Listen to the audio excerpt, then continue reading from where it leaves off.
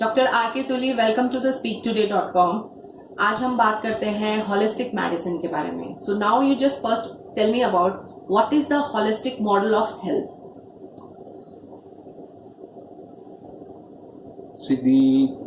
I am a doctor, and the job of a doctor is to take care of the health of the people. As it is, and health is the most important issue of our life, the very basic of our life. As there's a Vedantic saying, Dharmartha Kama Mokshamam Shariram Mulamuthamam. That is, whatever you want to achieve in life, you need health. Health is the foundation for good education, progress, prosperity, and even to enjoy life. So if health is lost, everything is lost. So health is the most important issue. And it has been universally accepted that health cannot be achieved based upon any one particular system of medicine. This has been highlighted by failure of a World Health Organization and UNICEF universal project, whereby in 1978 the health planners of the era thought that modern medicine or the allopathic system of medicine has done so much progress that with its resources, there was no crunch of resources because it was backed up by the United Nations. They thought that in the next 22 years, they'll be able to achieve health for all. So this was the mission, Health for All, by 2000 AD. And as they progressed into this mission, Health for All, by 2000 AD, they realized that it was just not possible because the whole system was based exclusively on the modern or the allopathic system of medicine. So in its deliberations, it was realized, there was an audit why this program failed. It has such a laudable objective, health for all, everyone, beyond any geographical, racial boundaries, etc. So they found that the main cause of its failure was its total reliance on the allopathic system of medicine. And allopathic system of medicine has its own inherent deficiencies, in the sense that it is not accessible to most of the people in the world. Even today, after 40 years, not only that, most people do not accept this system of medicine in the first instance. It is very expensive, and it has certain tremendous disadvantages in terms of what is called iatrogenesis. That is the harm caused by the medical interventions, by the drugs, by the side effects of the drugs, cumulative toxicity of the drugs, surgical failures, and the limitation. One of the major deficiencies for the failure of Health for All by 2080 was pointed out to be that the modern medicine do not help in diseases related to the aging process. Anything happens, doctor कह देते हैं ये तो उम्र का तकाजा है, इसका कुछ किया नहीं जा सकता. So and then over the period, the infections have become out of control. Non-communicable diseases like diabetes, hypertension, heart disease, autoimmune disorders, allergies, besides the degenerative diseases, etc., hormonal disturbances, psychosomatic disorders, they become a major cause of sickness in the last 40 years. And more people are falling sick than ever before. In spite of our country's got a world-class healthcare infrastructure. We've got the world's best hospitals. A lot of people, in fact, are coming from all over the world for their medical treatments to this country. But the morbidity, that is the health because of various sicknesses, is progressively only increasing. It is Government of India figures reveal that 4% of Indians fall below poverty line because of their medical expenditure every year. it's a colossal loss of nation's wealth and human resource. And another cause was that health is defined as a state of physical, mental, and social well-being. Whereas way back in 1986, the World Health Assembly, which is the policy-making body at the United Nations, had, after deliberation, suggested that this physical, mental, and social well-being of parameters of the health are not adequate, and spiritual health should also be added as the fourth dimension of health. But unfortunately, this has not been implemented by the health planners anywhere in the world. So because of these limitations, this system of medicine remains not only not accessible to people, most people can't afford it. It leads to tremendous burden on the morbidity, etc. And in spite of all the advances in resources, we cannot meet the deficiencies. For example, in our country, the kidney transplants. In our country, we require about 300,000 kidney transplants every year, but we have a total capacity of about 30,000. Last year, only maximum 30,000 kidneys could be transplanted, whereas of a requirement. Not only a very simple cause of blindness because of cataract or availability of spectacles. There is a backlog of blindness growing in our country in spite of all the available resources in this simplest of a problem, which hardly requires a few hundred rupees of expenditure, and there is no dearth of technology. But the technology cannot meet the ever-growing requirements of the humanity, not only in our country, but all over the world. So there is a need for us to start thinking out of this limited box that we are confined to in the name of modern medicine, what we call evidence-based medicine, etc. The committee from the WHO UNICEF program, then they suggested that there should be an integration of all the systems of medicine. There should be an optimum integration of all the systems of medicine. That means each system of medicine has its own strengths and certain inherent weaknesses.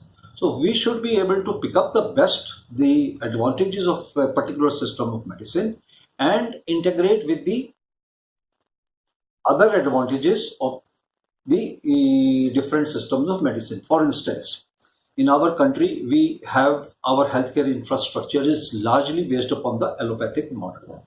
Ministry of Health and Family Welfare, which is based upon the allopathic system of medicine, and all the doctors are governed by the Medical Council of India, and the largest number of doctors are members of the Indian Medical Association, and they are all allopathic based. So they are not ready to think beyond allopathic system, and rightly so, because you cannot combine one drug-based system with another drug-based system. For example, if a patient is taking allopathic drug, you can't start telling him, okay, you take Unani medicine also, you take homeopathic also, you take Ayurvedic also. So that does not move. But what is being missed is that the drug-based systems, whether it is allopathy or Ayurvedic or homeopathy or Unani or Siddha, that these drug-based systems can be complemented by the drug-free modalities of the systems of globally recognized system of yoga, the globally recognized system of acupuncture. In fact, our government of India has recently given a recognition to acupuncture as an independent system of health. And very important is the psychological, the counseling services and the hypnotherapy. These drug-free modalities, if we combine with any drug-based system, that helps to improve the efficiency of the system tremendously. For example, Now, in allopathic system of medicine, it is accepted that lot of problems are psychosomatic. That means because of disturbance of the mind, and even more important than that, they are because of lifestyle disorders. What is a lifestyle disorder? In modern times, disorder means there was an order, we have disturbed it, and as a result, there is a chain reaction of diseases that we are becoming prone to.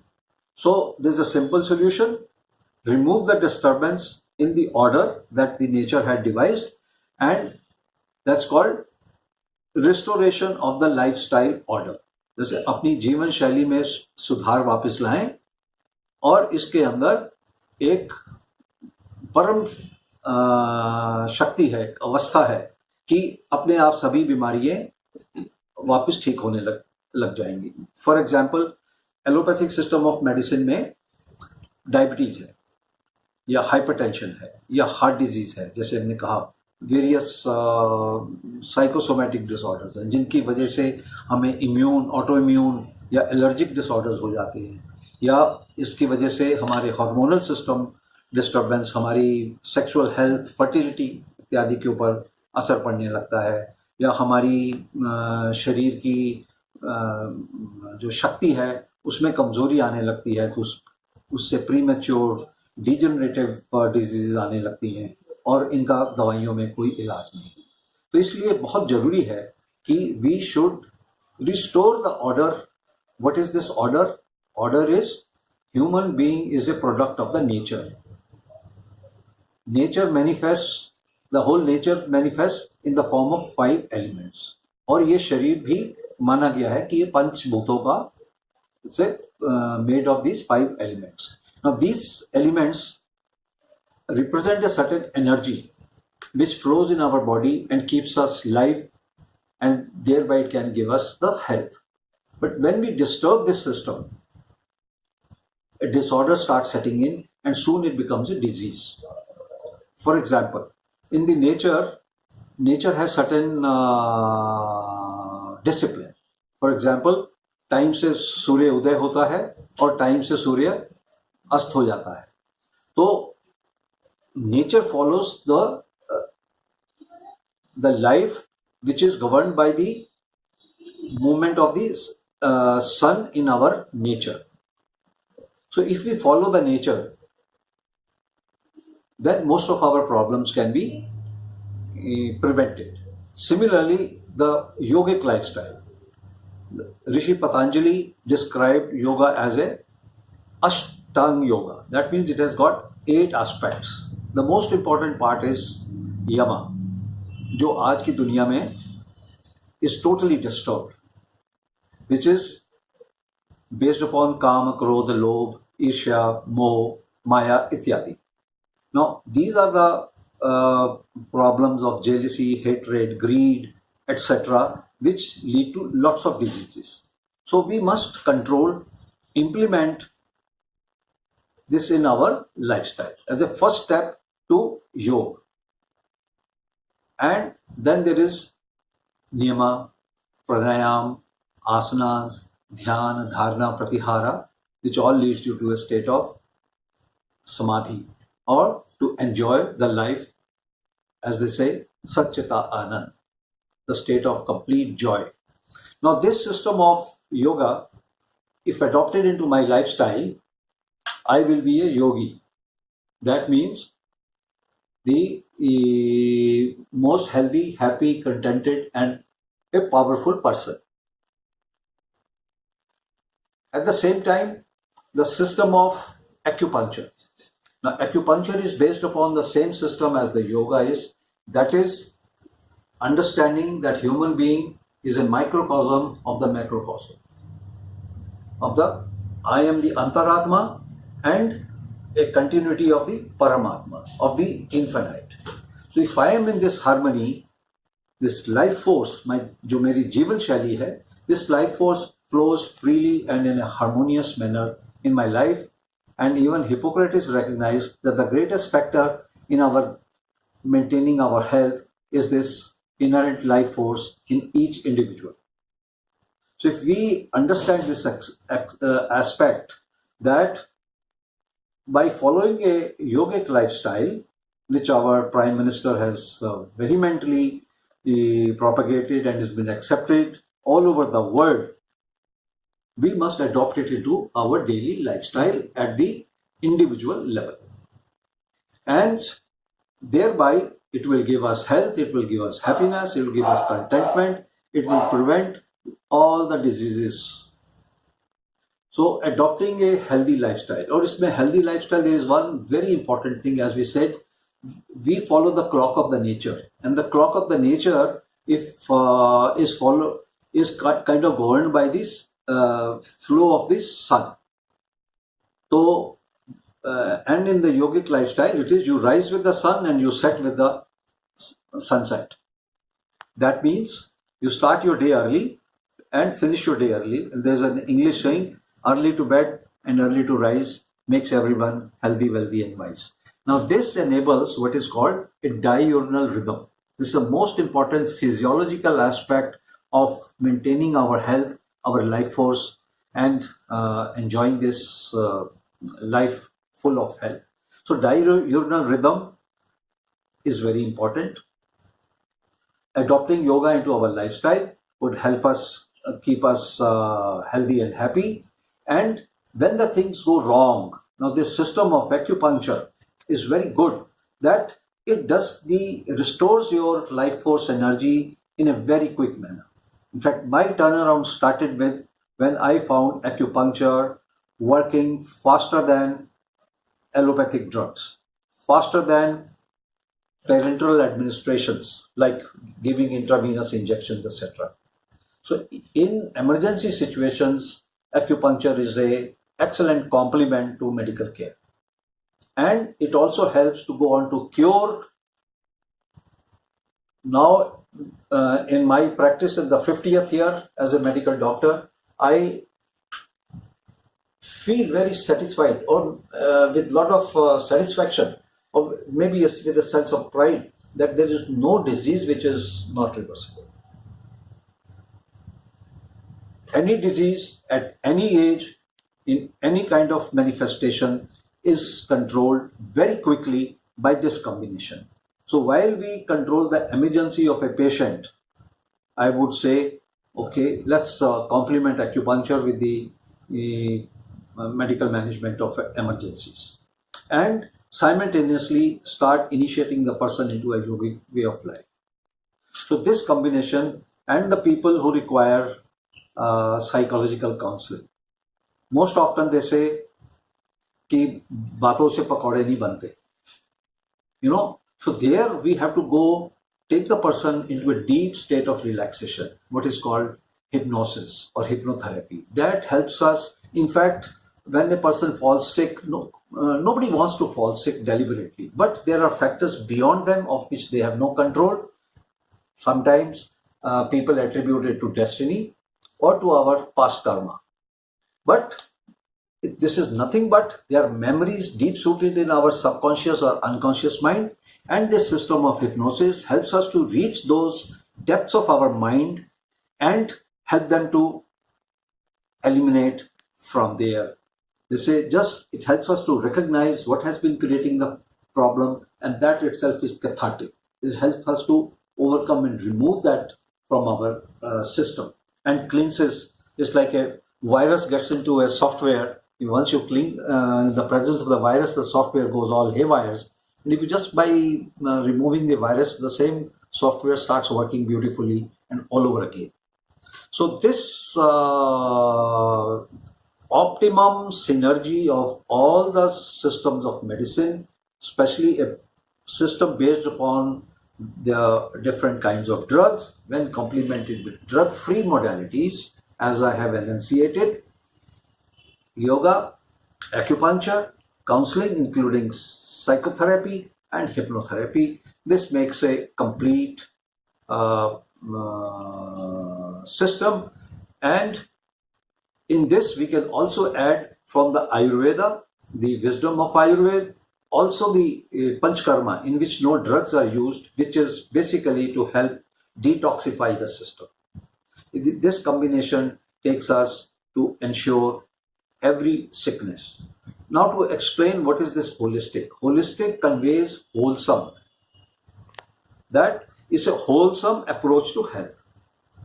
In this, first thing is most important, that we have to recognize that as a human being, I am not an entity by myself. I am an Antaratma, part of the universal Paramatma. So this must be understood. And no one system of medicine is perfect.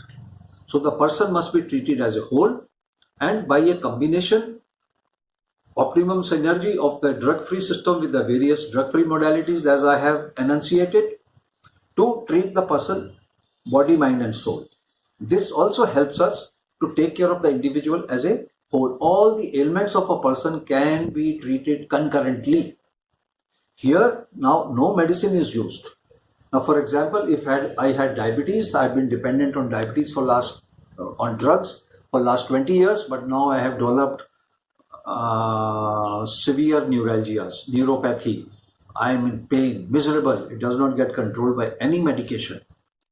Now, here is the system of acupuncture, which will definitely help to control these, and that means regenerate the nerves which have got damaged with and similarly other conditions, like whether it is heart problem or kidney damage or eye diseases, etc. So this combination. Now here we are giving importance to the human being. That human being is a energy source, it's a spirit, or it's a soul, or it's a Holy Spirit. So the wholesome, the word W gets dropped and it becomes holistic. Holistic means holy. Holy, the spirit, the nature. This, as they say, His Holiness, the Dalai Lama. Because he is a spiritual guru and I am a spiritual being.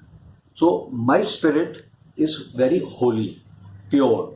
So that should be tapped. That's where the word W that disappears, that is called holistic. And the advantages that it takes care of all my diseases at the same time. It treats me, not only helps improve my physical health, my mental, emotional, and even my spiritual health. Here, gradually, as the person starts getting better, is weaned off from the various medications. And health, I can be only healthy if I am on no medicine. So it helps us to enjoy our health without taking any medicines. It saves me from various medical interventions, etc., which even though may help me for some time, but in long term, they create further problems and only more and more complications. So it saves us the expenditure. It cannot cause any harm. It is natural, it is drug-free, and it is highly efficient. It is very predictable. Every time we know that this person has got a headache, an incurable headache, we know that by doing this, within seconds and minutes, his headache will start subsiding. And on a long term, his headache can be cured forever. So it is predictable that by doing this, this will happen. It is reproducible because all the time, when we do the same thing, the results are there. And it is sustainable because by correcting the lifestyle, the very root cause of the problem, we make this whole treatment sustainable. Now, these are the scientific hallmarks of a phenomenon. This may be called the art of healing.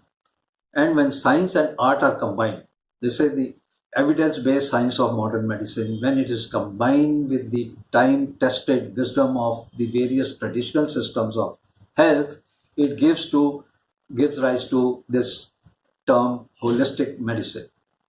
And the beauty is holistic medicine is a universally recognized system of medicine in many countries abroad. In USA, it is recognized as a board certified specialty for over 20 years. And many Western countries have. And there's a need in our country that more and more doctors adopt it, and for the public to create a demand, because people will like to be specialized, doctors will like to offer what eventually the public demands. So there should be a consumer awareness, a public awareness that we want this drug-free, efficient, and highly beneficial system of medicine, and there should be a demand for more and more doctors to go. Thank you.